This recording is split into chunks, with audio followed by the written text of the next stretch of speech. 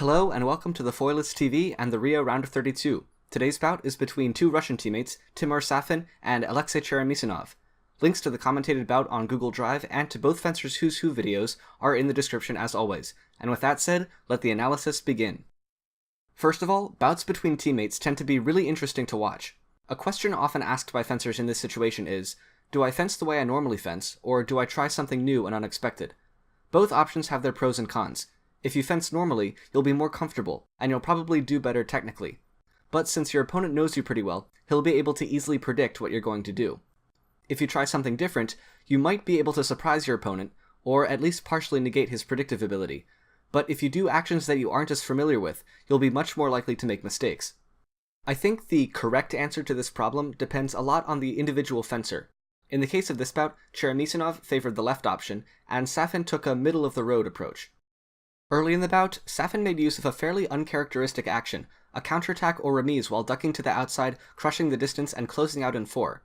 This worked several times in pretty quick succession, giving him an early lead. Cheremisinov eventually found a way to deal with it by just slowing down the tempo, making it impossible to set up.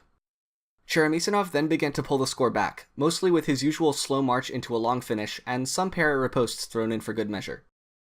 In the second period, the score evened out, and Safin then began to fence more normally, with a lightning-quick parry riposte and an absolutely gorgeous compound attack with an advanced lunge and a couple of disengages. At the same time, Cheremisinov's fencing got noticeably sloppier for some reason. His blade work got much bigger and less precise, he started infighting when he could have retreated, and he made a lot of questionable counterattacks and remises.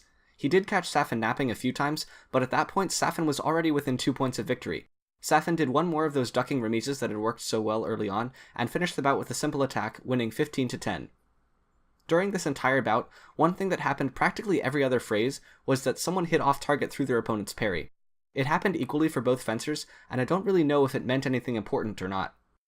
Also, it seemed that Cheremisinov was having trouble turning his light on from the outset, which was compounded later in the bout when his blade work became less consistent. If I didn't know any better, I would say that he was just tired, but more likely stress may have had something to do with it.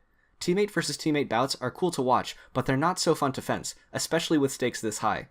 But this time, it was Safin who earned the right to continue representing Russia in the round of 16, where he would encounter James Andrew Davis.